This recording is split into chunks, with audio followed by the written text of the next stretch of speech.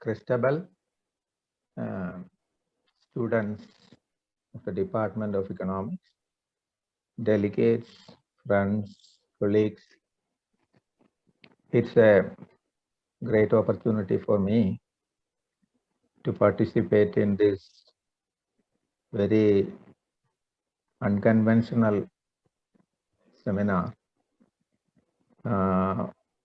Usually economics departments to organize sort of conventional seminars, but this time round the theme of the seminar itself shows that there are a lot of things happening.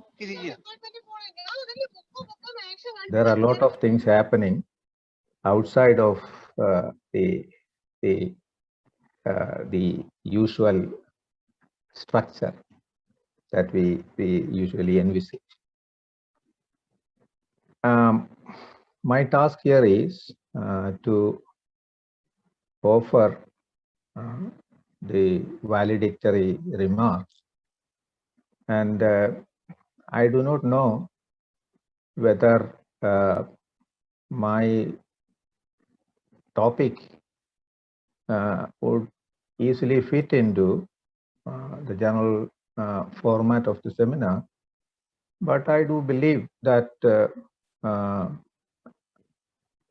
food sovereignty, about which I am going to talk today, has something to do with the larger framework that has already been created over the last 3 days.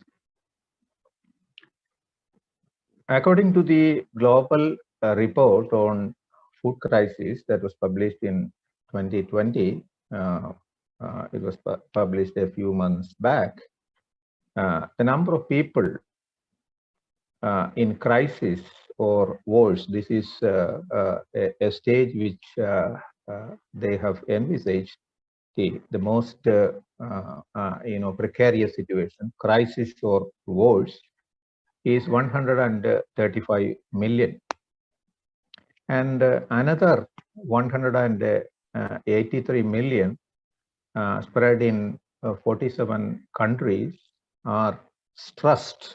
This is also another term that they do, that they could not slip at any moment. That is 187 million would easily slip into this category of crisis category. So therefore, there is an awful number of people who face crisis, food crisis, in 2020, and this report also says that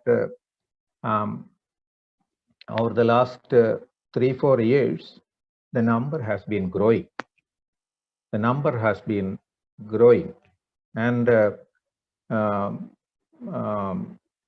what is most important is that among this, out of this this total population, the majority come from Africa, followed by Middle East and Asia, and so this is the overall situation.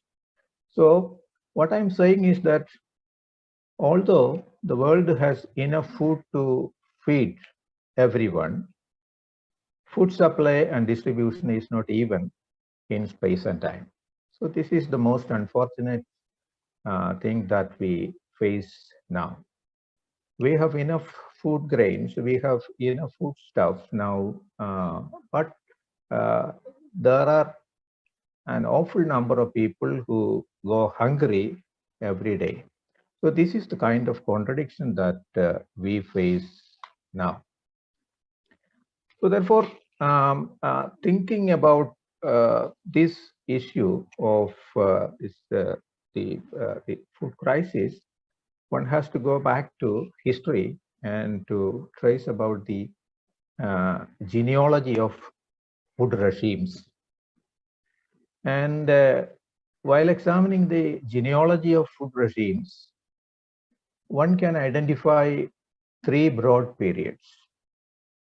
The first is the colonial food regime, which started in 1870 and roughly ended in 1930. During this period, there was the the the the the, the shift. The food was actually transported from colonies to Europe. Two kinds of transportations happened. Uh, uh, the tropical foods from the colonies, Asia and Africa, and the temperate food, particularly the grains, wheat. Most important is wheat that was transported from US and Canada, and also meat. Both wheat and meat reached Europe from the peripheries during the first epoch. And during the same period, one can find monocultures. In particularly one, you can see in India also, monocultures being started. Expanding monocultures you find in Asia during in India also. You find this development. And another thing that you find during this period is commodification of land. Land being commodified in a big way during, as you know, land was not a commodity to be bought and sold during the pre-colonial times. So colonialism actually turned it upside down. Land became a commodity to be bought and sold. And you know that the same period was, what you witness is feudalism. From feudalism, you witness a transformation into capitalism. And also the birth of national agriculture market also happened during the same period. And the second epoch is the mercantilist industrial food regime that started from 1930 and which ended roughly in the 1980s. This is the second important period shift that occurred, that is the mercantilist industrial food regime. During the second phase, a rerouting of the flow of food occurred, whereas during the first period, it was from the colonies to the Europe that the transfer of food occurred, while during the second period, it was from the US, mainly from US, that food being transported to different parts of the world, particularly in the global south, in the post-colonial stage. And you know that Cold War politics greatly facilitated it. Food aid, you are well aware of it. The food aid became a, several agencies were helping, particularly the USAID during that time was very notorious in terms of providing, because aid, we used to say that strings are attached to aid, so it is not a kind of very a show of one's magnanimity, but it is there are political issues associated with that. And also it was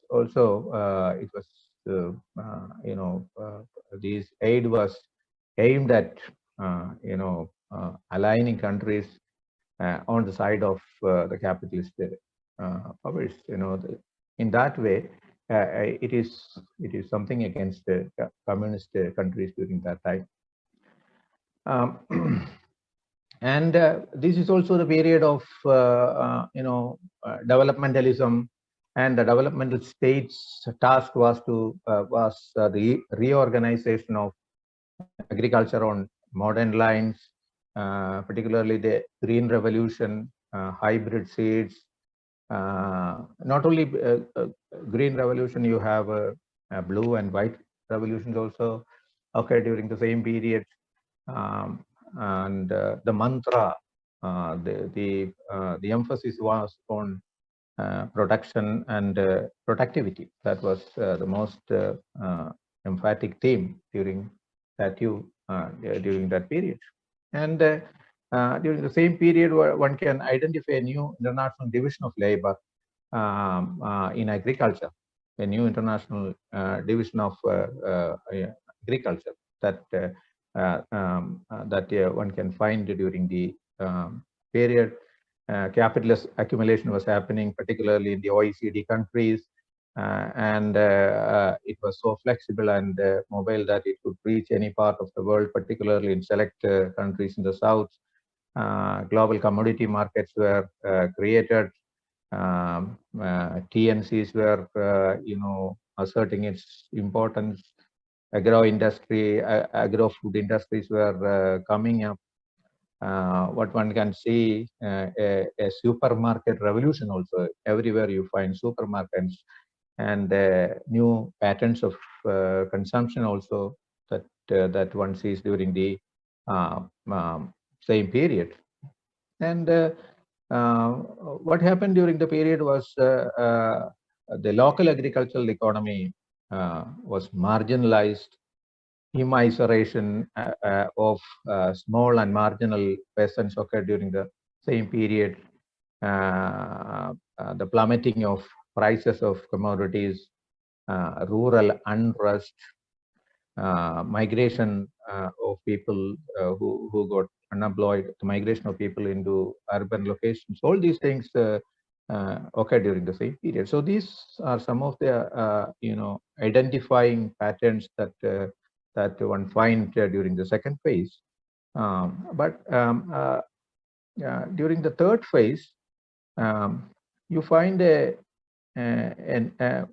neoliberal food regime, particularly after the 90s or slightly before that, the effort started. It was actually an extension of the previous regime, with much more aggressive and organized expansion of capital. And there was a frontal attack on national agricultural systems, IMF, World Bank, what you call the Bretton Woods system, the WTO, everything was acting in tandem, and they were imposing severe conditionalities on countries in the south. IPRs, intellectual property rights in agriculture, and also in animal husbandry, were growing. And for instance, after 1995, the WTO having come into being, and agro-industrial conglomerates are on the ascendancy. Biotechnology, for instance, after the 1990s, the biotech companies are on the ascendancy. Genetic modified organisms, agrofuel, everything was taking place in a big way. So now all these changes, developments that occurred during the neoliberal phase actually created a particular kind of context in agriculture that actually further marginalized the peasantry, the rural people, the marginalized peasantry, the workers, etc. And also another development during the same period is the mass consumption, because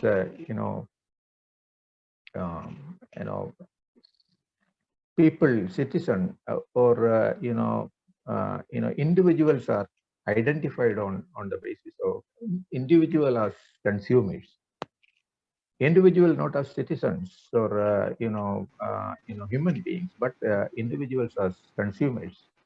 The famous term McDonaldization of society came during the same period. So the same taste, the same culture, the same practice, which you find all over the world.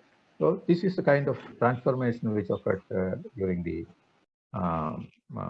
same period, and the ideological justification for this transformation that you can find in the World Development Report of 2009, realizing a new vision for agriculture. This is the title of the World Development Report 2009, and you have foundations like Heritage Foundation, Bill and Melinda Gates Foundation, the USAID's Feed the Future initiatives. All these provided the ideological foundation for this transformation, for the neoliberal transformation in agriculture.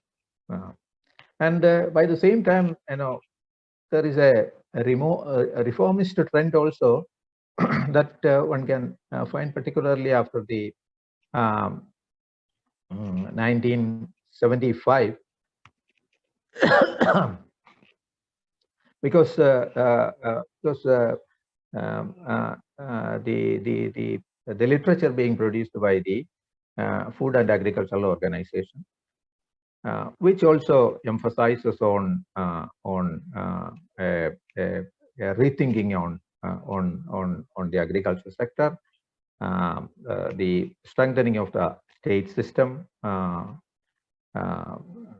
removal of the inequalities and malnutrition, human development, and the question of food security also was being emphasized.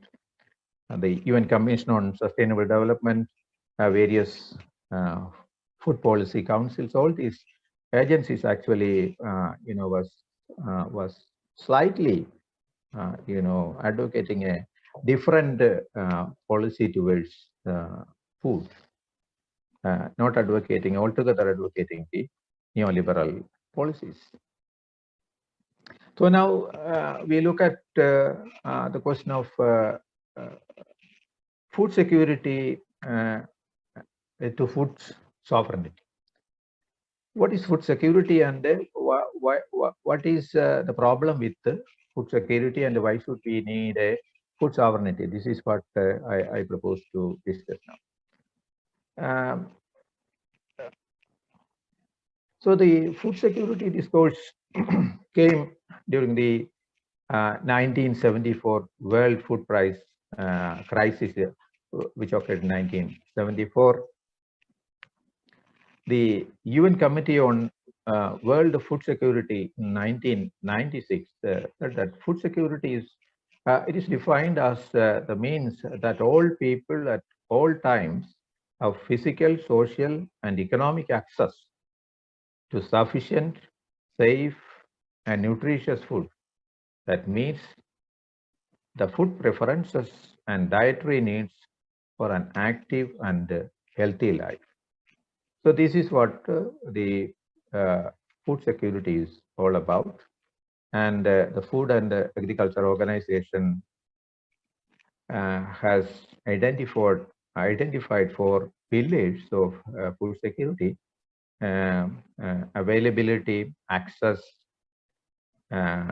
food utilization, and stability. These are the 4 pillars of food security. So the problem with food security is that it is hegemonic. It is being imposed from above. It is top down in consumption. It is legalist. For instance, several countries have enacted food security legislations also, including India. We also had enacted a food security legislation.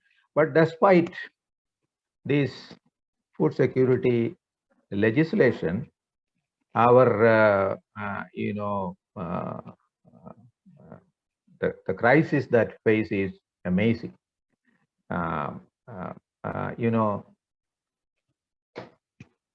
The multi-dimensional poverty for India is 54.7%.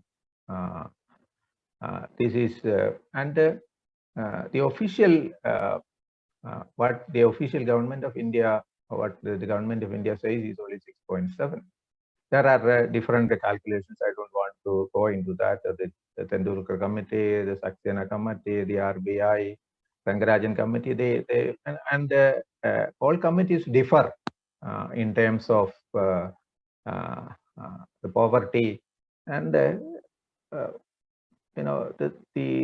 Tendulkar Committee in 2009 has identified that 29.6% of the population is below poverty line.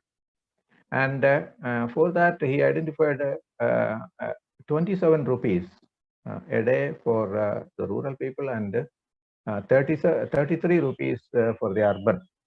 I don't, this is just, imagine how small this amount, and so the issue is that states deliberately attempt at creating an impression that the number of people below the poverty line is falling, but in actual practice they have to struggle hard to do that, and the reality speaks something else. So there is what I am telling is that there is a lot of issue with food food security. A lot of issues with food security. Food security is statist an idea. It is a statist idea because it is being implemented by the state, the government, the agencies, and they also wanted to create a kind of an impression that they are on the way to ameliorate the issue of poverty and create a food secure situation in the country. And now we go to food sovereignty. So what actually food sovereignty means? Food sovereignty is understood as people's right to be able to rely on nutritious, culturally suitable and accessible foods produced in a sustainable and ecological manner. It also means that a right to define their own agricultural and fishing policies, management of land, water resources, seed and biodiversity. The concept represents the widest framework for exercising right to food. So therefore, food sovereignty, this is the definition being given by the agency La Via Campesina in 1996, because this agency is singularly responsible for the popularization of the term food sovereignty. And this organization, it's a social movement. It's a non-governmental organization in the West, which came in the aftermath of the Zapatista revolution in Mexico, when the peasants, when the indigenous people in the Chiapas region of Mexico rebelled against the system, against the illegal land transfers and price hikes, etc., etc. So therefore, La Via Campesina, or in Spanish it is called the way of the peasants. The way of the peasants, really emphasize an alternative. They identify that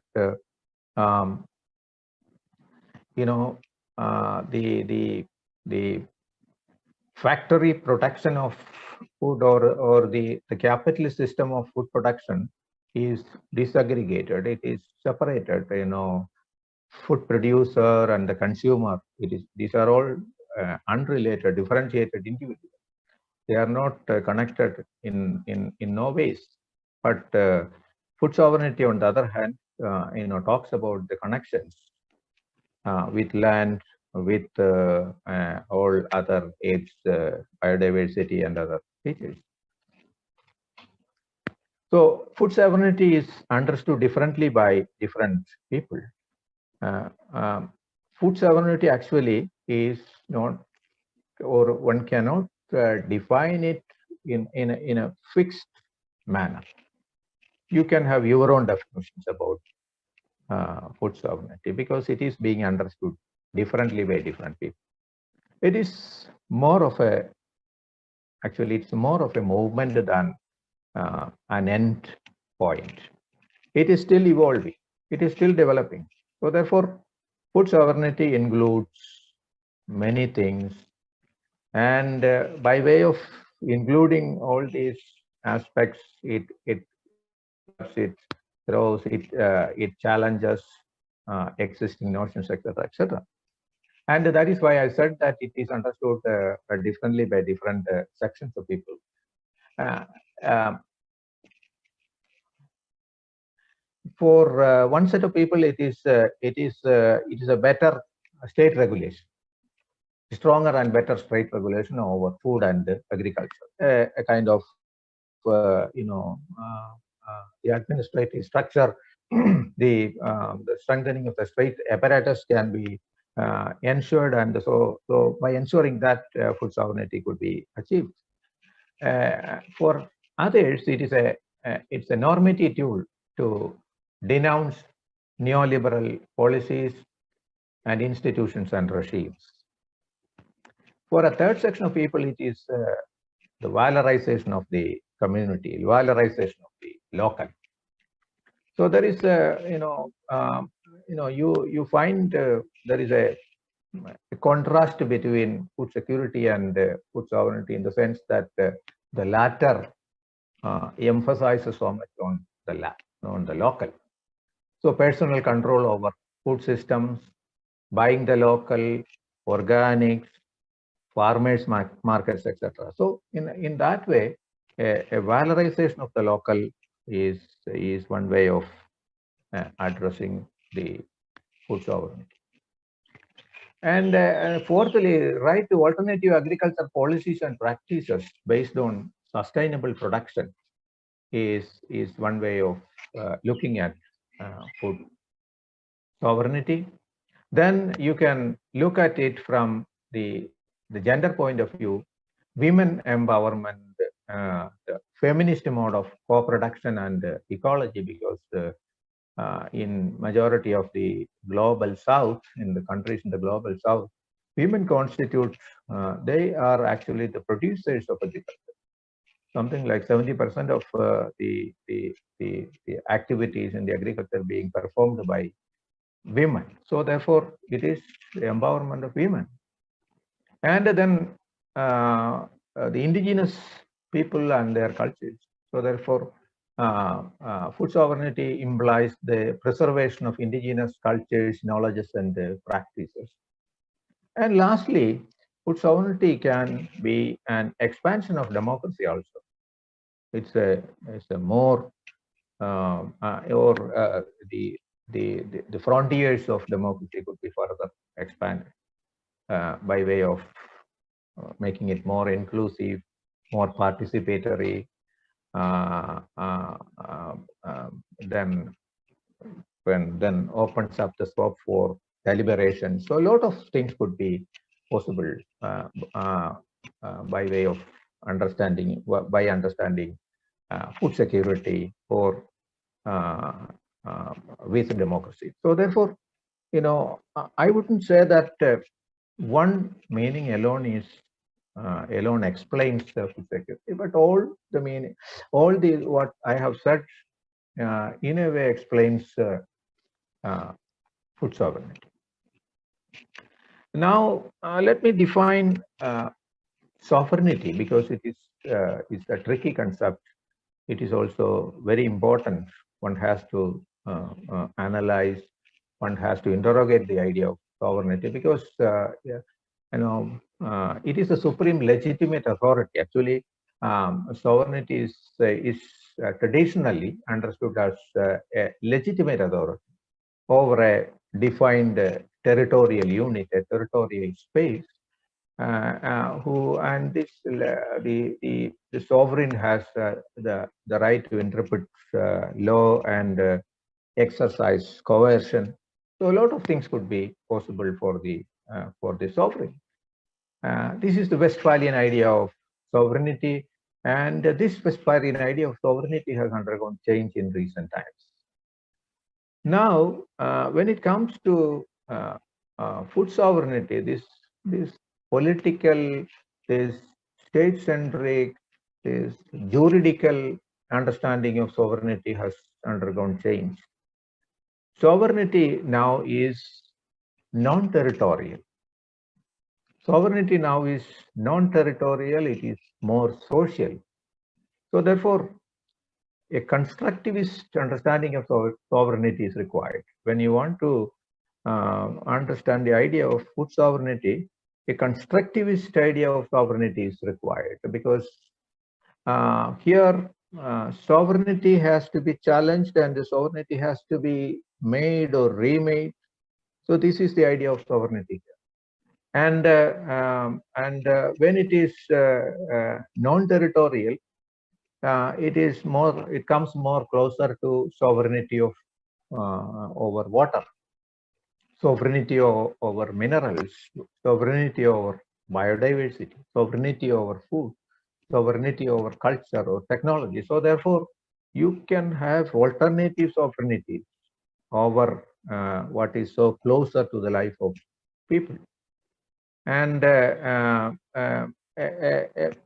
or in a sense, instead of having singular idea of sovereignty, you have multiple notions of sovereignty, multiple ideas of sovereignty, and it exists in a relational form, and or in a sense it is a process. Sovereignty is a process, and social movements, actually those who push the food sovereignty are the social movements particularly, because they are on the forefront fighting for food security. And there are hundreds or thousands of food soldiers for this movement.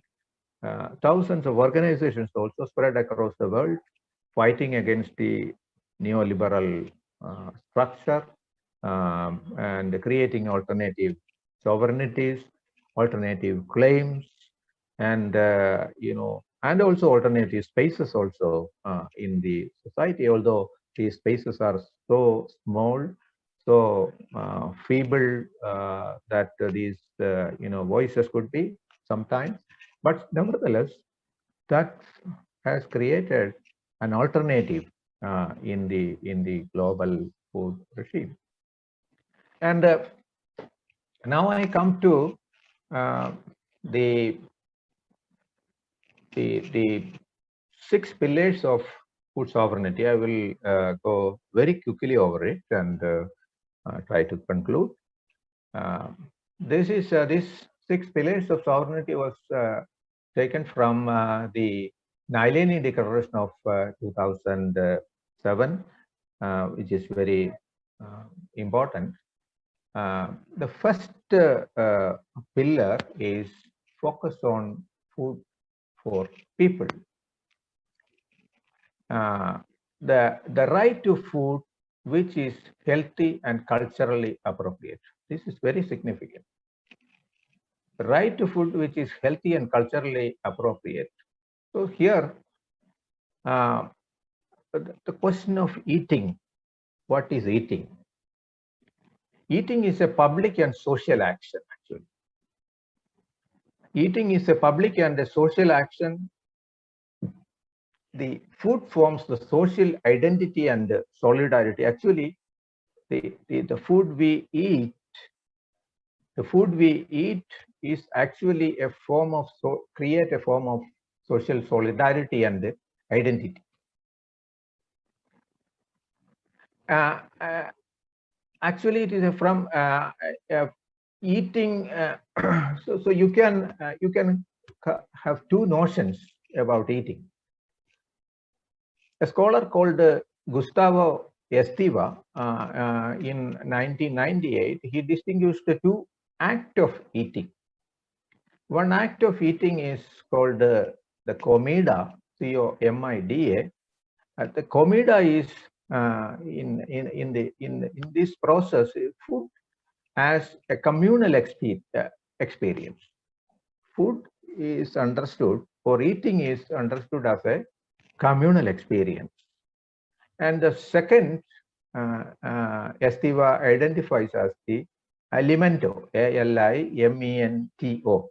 Alimento is understood as, here the food is understood as a commodity. So therefore, you have two contrasting, views.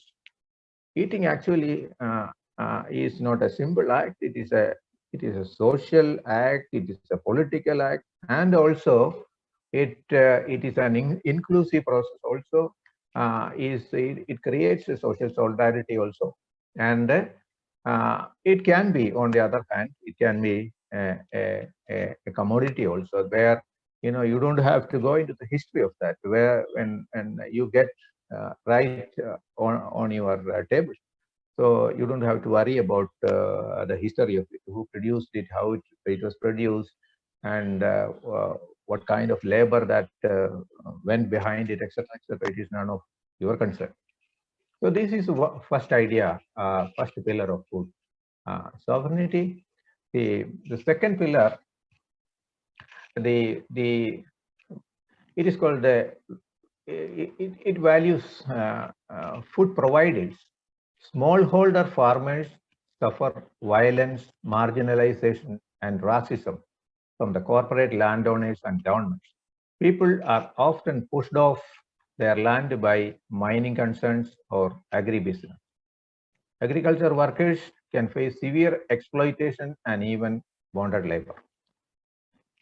So this actually can be contrasted to the Indian scenario, the Indian picture now, where hundreds and thousands of people are fighting against the state for fighting against certain unjust illegal legislations that have been enacted recently. So they have their own set of